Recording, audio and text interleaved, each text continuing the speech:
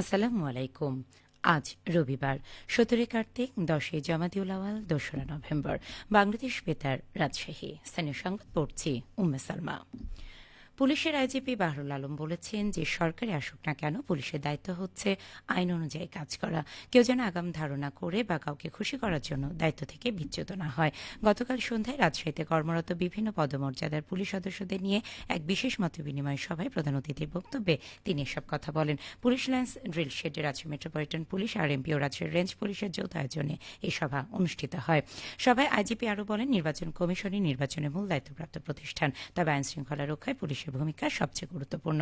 একটি সুষ্ঠু নির্বাচনের পেছনে সবচেয়ে বড় সহায়ক শক্তি হল পুলিশ। তাই নির্বাচনকালীন পুলিশের আচরণ হতে হবে সম্পূর্ণ নিরপেক্ষ, ন্যায়নিষ্ঠ ও পেশাদার। কোনো রাজনৈতিক দল বা ব্যক্তির প্রতি আনুগত্য নয়, পুলিশের আনুগত্য থাকবে কেবল আইন ও দেশের প্রতি। সিরাজগঞ্জে তাড়াশে উপজেলা যুবদলের উদ্যোগে বাংলাদেশের জাতীয়তাবাদী যুবদলের ৪৭তম প্রতিষ্ঠা বার্ষিকী উপলক্ষে যুব সমাবেশ অনুষ্ঠিত হয়েছে।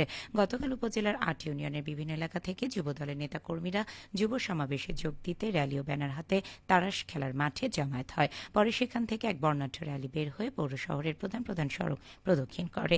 র্যালি শেষে তাড়াশ ডিগ্রি কলেজ মাঠে অনুষ্ঠিত হয় যুব সমাবেশ। সমাবেশে প্রধান অতিথি হিসেবে বক্তব্য রাখেন তাড়াশ উপজেলা যুবদলের আহ্বায়ক FM শাহ আলম। তিনি বলেন, শহীদ প্রেসিডেন্ট জিয়াউর রহমানের হাতে গড়া সংগঠন যুবদল সকল গণতান্ত্রিক আন্দোলনে সক্রিয় ছিল, ভবিষ্যতেও সক্রিয় থাকবে। সাগররুনি হত্যাসহ দেশে সংঘটিত সকল সাংবাদিক হত্যার বিচার, নবম ওয়েজ বোর্ড বাস্তবায়ন, দশম ওয়েজ বোর্ড গঠন, চাকরিচ্যুত সাংবাদিকদের পুনর্বহাল এবং পেশাগত নিরাপত্তা নিশ্চিত সহ ২১ দফা দাবিতে সাংবাদিক ইউনিয়ন বগুড়া বিক্ষোভ সমাবেশ করেছে। গতকাল কেন্দ্রীয় কর্মসূচির অংশ হিসেবে বগুড়া প্রেস ক্লাবের সামনে এই বিক্ষোভ সমাবেশ করা হয়। সাংবাদিক ইউনিয়ন আয়োজিত সমাবেশে বিভিন্ন গণমাধ্যমে কর্মরত শতাধিক সাংবাদিক অংশ নেন। সমাবেশে বক্তারা বলেন, ২০১২ সালের ফেব্রুয়ারিতে আলোচিত সাংবাদিক দম্পতি সাগর সারোয়ার ও মেহরুন রুনির হত্যাকাণ্ডের চার্জশিট এখনও দিতে পারেনি পুলিশ। দীর্ঘ ১৩ বছর ধরে বারবার সময় নেওয়া হয়েছে, তদন্তের নামে প্রহসন হয়েছে। সমাবেশের সাংবাদিক নেতারা আরও বলেন, দেশে ওয়েজ বোর্ড ঘোষণা হলেও বেশিরভাগ গণমাধ্যম বাস্তবায়ন করছে না। সাংবাদিক ইউনিয়ন বগুড়ার সভাপতি গণেশ দাসের সভাপতিত্বে সমাবেশে বক্তব্য রাখেন বগুড়া প্রেস ক্লাবের সভাপতি রেজাউল হাসান রানু, সাধারণ সম্পাদক কালাম আজাদ, সাংবাদিক ইউনিয়ন বগুড়ার সাধারণ সম্পাদক SM আবু সাইদ। ৫২তম গ্রীষ্মকালীন জাতীয় ক্রীড়া প্রতিযোগিতায় সাঁতারে সম্প্রতি চমক দেখিয়েছে বগুড়ার বিট মডেল স্কুল অ্যান্ড কলেজের শিক্ষার্থীরা। বাংলাদেশ জাতীয় স্কুল, মাদ্রাসা ও কারিগরি শিক্ষা ক্রীড়া সমিতি আয়োজিত এই প্রতিযোগিতায় প্রতিষ্ঠানটির ৩ জন শিক্ষার্থী দেশের সেরাদের তালিকায় জায়গা করে নিয়েছে। বড় বালিকা গ্রুপে মোসাম্মদ ইসরাত জাহান বর্ষা চ্যাম্পিয়ন হয়েছেন। মধ্যম বালক গ্রুপে মোহাম্মদ রাইসুল ইসলাম রাহিদ চ্যাম্পিয়ন এবং মধ্যম বালিকা গ্রুপে মোসাম্মদ মেহজাবিন ইয়াসমিন রানার আপ হওয়ার গৌরব অর্জন করেছেন। প্রতিযোগিতা পুরস্কার বিতরণ করেন শিক্ষা মন্ত্রণালয়ের কারিগরি মাদ্রাসা শিক্ষা বিভাগের অতিরিক্ত সচিব প্রশাসন ও অর্থ Miss Rehana Yasmin. Bit model school and কলেজের অধ্যক্ষ প্রকৌশলী শাহাবুদ্দিন সৈকত বলেন, শিক্ষার্থীদের এই অর্জন বগুড়ার জন্য গর্বের। নিয়মিত প্রশিক্ষণ, পরিশ্রম আর শিক্ষকদের নিবেদিত প্রচেষ্টার ফলেই এই সাফল্য এসেছে। ভবিষ্যতেও এই ধারাবাহিকতা বজায় রাখতে আমরা প্রতিশ্রুতিবদ্ধ। ২৪ ঘণ্টা ধরে ১৬৬ মিলিমিটার বৃষ্টিপাতে চলন বিল অধ্যুষিত সিরাজগঞ্জের তাড়াশে প্রায় ৭০০ হেক্টর জমি রোপা আমন ধান তলিয়ে গেছে।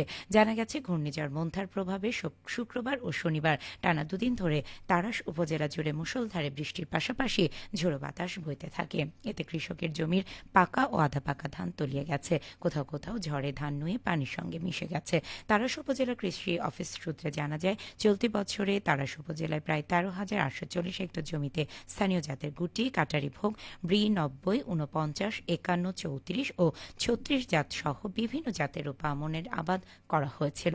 ধান কাটা শুরু হলেও বেশিরভাগ জমিতে পুরোদমে ধান কাটতে আরও ১৫ থেকে ২০ দিন সময় লাগবে।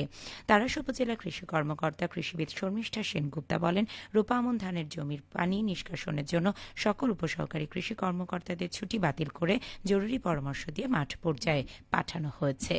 সবশেষে আবহাওয়া। আজ সকাল ৬টায় রাজশাহীতে তাপমাত্রা ছিল ২৪ ডিগ্রি সেলসিয়াস। এ সময় বাতাসে আর্দ্রতার পরিমাণ ছিল ৯১%। রাজশাহী পার্শ্ববর্তী এলাকায় আজ সূর্যোদয় হয়েছে সকাল ৬টা ১২ এবং সূর্যাস্ত সন্ধে ৫টা ২৪। সংবাদ শেষ হলো। আমাদের পরবর্তী স্থানীয় সংবাদ দুপুর ১২টা ১০।